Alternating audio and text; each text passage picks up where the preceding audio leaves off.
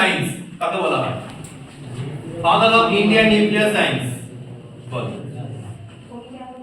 একদম সঠিক কথা, হোমি জাহাঙ্গীর বাবা। তুই সামনে চলে সামনে চলে। সভ্যতা ধ্বংসের শেষ মুহূর্তে পৌঁছে যায়।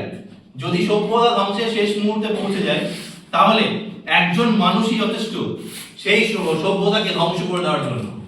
এই বিখ্যাত উক্তিটি কার? কোনো ভারতীয় নয়, করে দিচ্ছি, কোনো ভারতীয় নয়। আর খ্রিস্টপূর্বাব্দে বলেছিল। কে বলেছিল?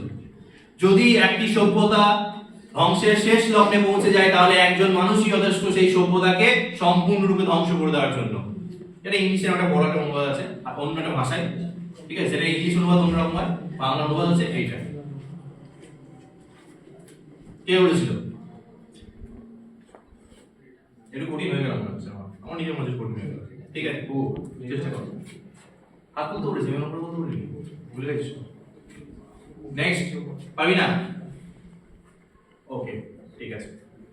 পরের কোশ্চেন, মানুষ শুধুমাত্র একটা রুটি খেয়ে বেঁচে থাকতে পারে না, এই উক্তিটি কার? মানুষ শুধুমাত্র একটি রুটি খেয়ে বেঁচে থাকতে পারে না, এই উক্তিটি কার?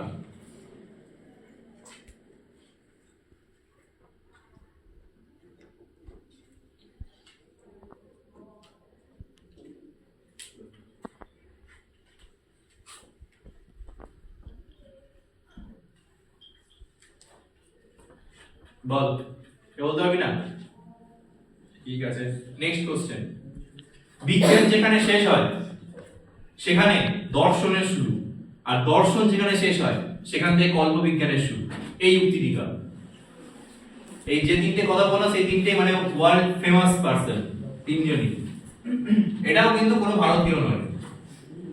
বিজ্ঞানের যেখানে শেষ হয় সেখানে দর্শনের ভাবনা শুরু, দর্শনের ভাবনার যেখানে সমাপ্তি ঘটে সেখান থেকে কল্পবিজ্ঞানের সূচনা হয়, এই উক্তিটি কার? এটা বলে দিলাম, চল এই তিনটের মধ্যে যে কোনো একটা, যে কেউ বল। হ্যাঁ, না অ্যারিস্টটল নয়, অ্যারিস্টটল নয়। বল বল, পাবি না? পাবি না? ও আবার পাবো না, ঠিক আছে। হ্যাঁ, আমি জানি না স্যার। আরেকটা প্রশ্ন, নেক্সট কোশ্চেন, উক্তি উক্তিতে ভালো নাকি? উক্তি দেবো না? উক্তিটা খুব ভালো লাগে, আমারও খুব ভালো লাগে এই উক্তিটা, যে একটা সিংহের পালে নেতৃত্বে যদি একটি ভেড়া করে সেই দল সবসময় হারবে, আর একটি ভেড়ার দলের নেতৃত্বে যদি একটি সিংহ করে সেই দল সবসময় জিতবে, এই উক্তিটি কার? এই একজন বিশ্ববিখ্যাত ভারতীয় নয়। যদি একটি ভেড়ার দলের নেতৃত্বে একটি সিংহ করে, এটা মানে আছে অনেক, মানে একটা যোগ্য নেতা সবসময় একটা দলকে বা একটা দেশকে এগিয়ে নিয়ে যাওয়া যথেষ্ট। আর যদি দেশের ঠিকমতো সামর্থ্য থাকে কিন্তু নেতা যদি যোগ্য না হয় তাহলে সেই দেশ এগোতে পারে না, এই উক্তিটি কার?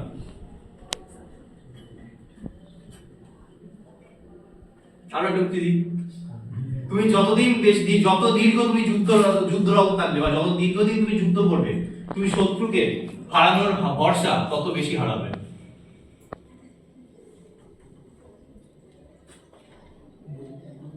পাবি না কেউ?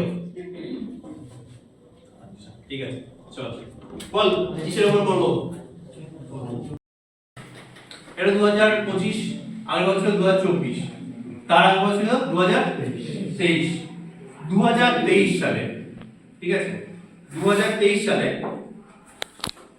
ইন্ডিয়াতে ইউটিউবে দেখা সবচেয়ে বড় ভিডিও, মানে সবচেয়ে বেশি ভিউজ কোন ইভেন্টে এসেছিল?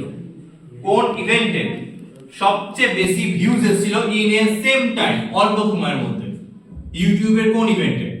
মানে ইন্ডিয়াতে সেটা একটা প্রাউডলি ইভেন্ট ছিল ইন্ডিয়ার ক্ষেত্রে, এন্ড আফটার দ্যাট মানে সেই মুহূর্তটা যেটা ইউটিউবে সরাসরি সম্প্রচার হয়েছিল 2023 সালে, সেটা কোনটা ছিল?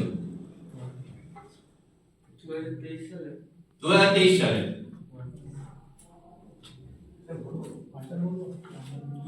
বললি আগে বল। একদম সঠিক উত্তর, চন্দ্রযান 3। চন্দ্রযান 3 ল্যান্ডিং মুহূর্ত। চলে সামনে করবো না, চিন্তা নেই। প্রশ্ন হচ্ছে অশ্বত্থামা, অশ্বত্থামা কোন অস্ত্র প্রয়োগ করে, কোন অস্ত্র প্রয়োগ করে পাণ্ডবদের শেষ বংশধর যে ছিল অভিমন্যু পুত্র তাকে বধ করেছিল?